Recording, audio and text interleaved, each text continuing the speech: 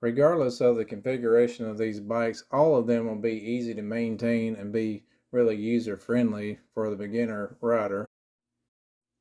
All of these bikes come with 6-speed transmissions except for the XT250 and DR200.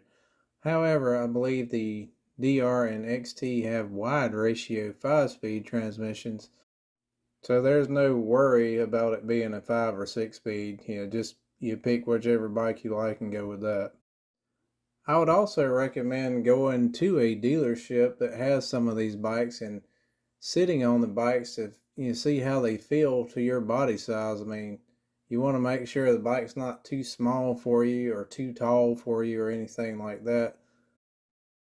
The power output of these bikes varies a little bit. The highest powered bike, the WR250R, 29.5 horsepower, KLX 250, 24 horsepower, CRF 250L, 22 to 24 horsepower, depending on year. I believe it's 17 and newer, has 24 horsepower.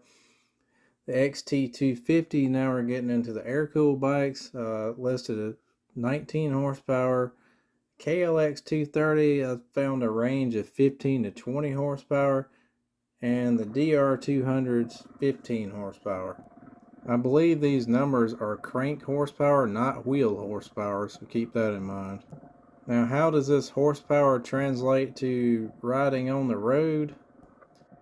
The liquid-cooled bikes are going to give the best highway performance, especially at maintaining speeds of 55 to 65 or more, due to just having more power available to mitigate hills and windy days.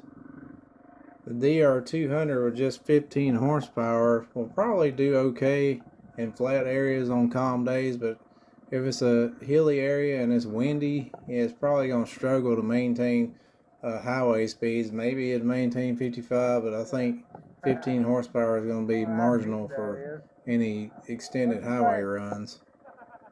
With that said, please do more internet research on any of these bikes that you're interested in to learn more about what modifications you can do to these bikes and make them better, to just how they perform right out of the box.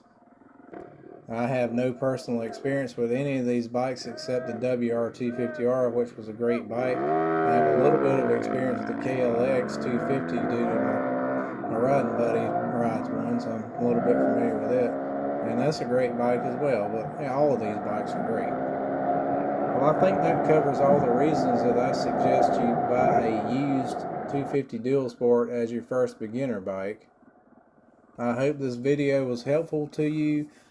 If you have any questions or comments, just leave them below and I'll try to respond.